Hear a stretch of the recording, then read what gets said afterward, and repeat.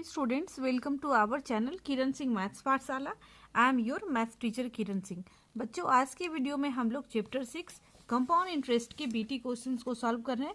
सबसे पहले हमारे पास बीटी का क्वेश्चन नंबर 1A है। आप इस क्वेश्चन को देखें। सबसे पहले 1A में बोल रहा है टिक द करेक्ट ऑप्शन।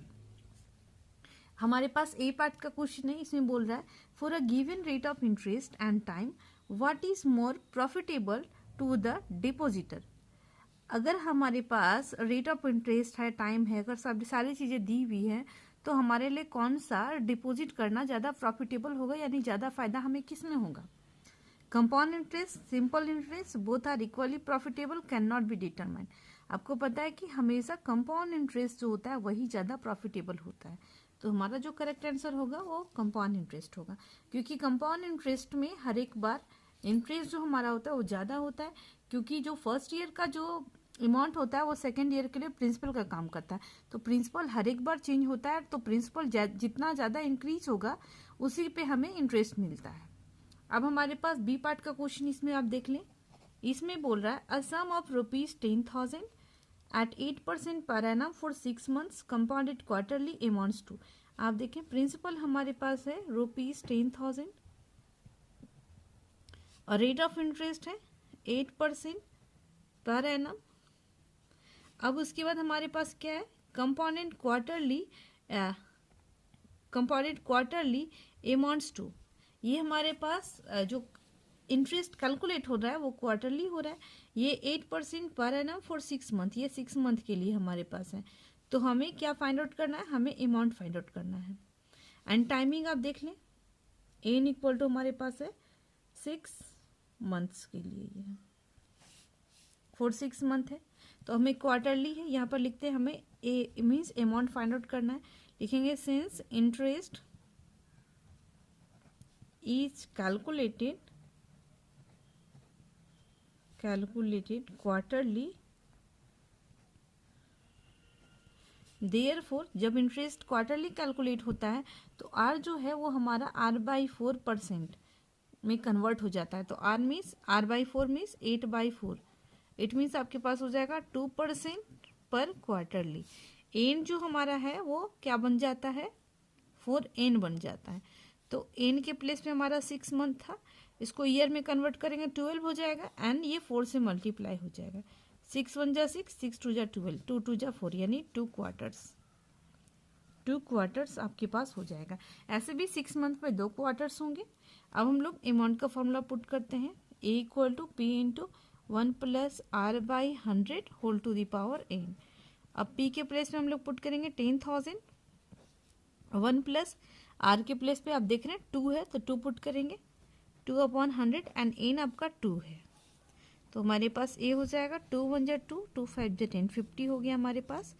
ये हमारे पास हो गया 10,000 इंटू 51 जा 50 + 1 51, 51/50 इंटू 51/50, 1 0 से 1 0, 1 0 से 1 0, 5 1 जा 5, 5 2 जा 10, 5 1 जा 5, 5 4 जा 20।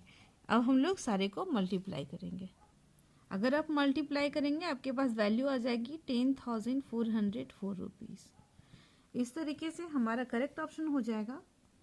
इसमें आपका करेक्ट आंसर होगा ये 10,404 रुपीज़।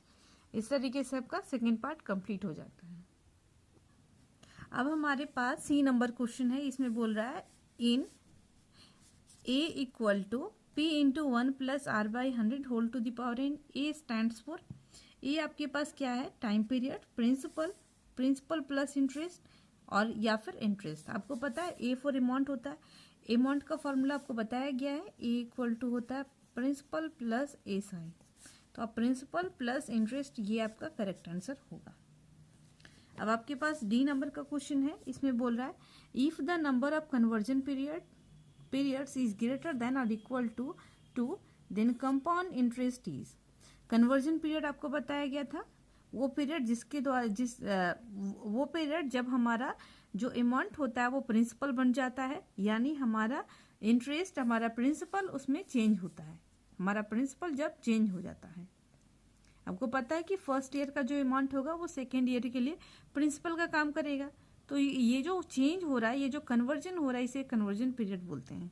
तब यहाँ पर हमारे पास ऑप्शन में बोल रहा है less than simple interest, greater than simple interest, less than और equal to simple interest, greater than और equal to simple interest.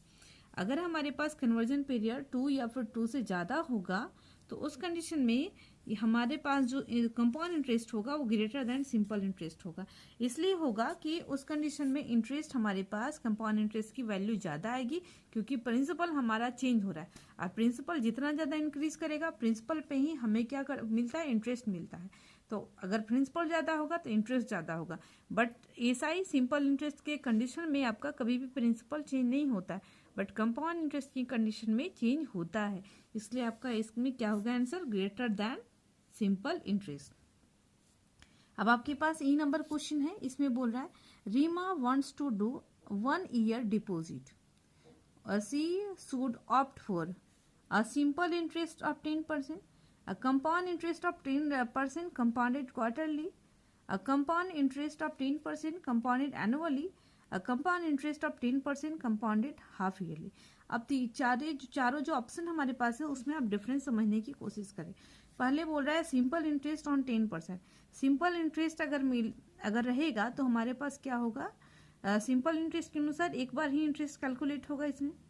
Compound interest of 10% compounded quarterly means 1 year में उसको 4th टाइम उसका प्रिंसिपल चेंज होगा and 4th time उसका interest ज़्यादा मतलब change होगा, ज़्यादा मिलेगा।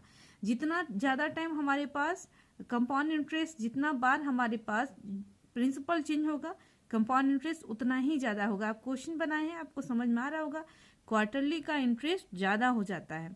उस तरीके से एनुअली मीन्स क्या है, इस साल भर में एक ही बार मिलेगा, इसलिए ये ज़्यादा प्रॉफिटेबल नहीं है। हाफ ईयरली वाला भी इससे तो ज़्यादा है बट क्वार्टरली से कम है, इसलिए हमारा सेकेंड नंबर ऑप्शन करेक्ट होगा। बच्चों इस तरीके से आपका बीटी का क्वेश्चन नंबर 1 कंप्लीट हो गया। नेक्स्ट वीडियो में हम लोग आगे के क्वेश्चन को सॉल्व करेंगे। Thanks for watching me.